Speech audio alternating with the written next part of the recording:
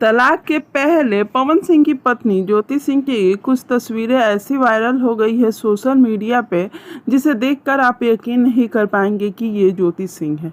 जी हाँ, अपने काफ़ी ज़्यादा बड़े परिवार और खुशहाल परिवार के साथ ज्योति सिंह पूल में डांस करती हुई नजर आ रही हैं। और इसके पीछे बहुत सारे फैंस ये भी कमेंट कर रहे हैं कि ज्योति सिंह को बिल्कुल भी गम नहीं है अपने तलाक का। वो झूठ मूठ के सोशल मीडिया पे दिखावा कर रही हैं। क्या ऐसा सच है? क्या ज्योति सिंह सच में सोशल मीडिया पे दिखावा ही कर रही हैं? ज्योति सिंह ने हाल ही में पवन सिंह जी को लेकर एक पोस्ट डाला था, जिसमें लिखा था उन्होंने कि तुम्हारी उम्र लंबी रहे, अब जीवन अकेले ही बिताने, इस टाइप का ही कुछ पोस्ट था।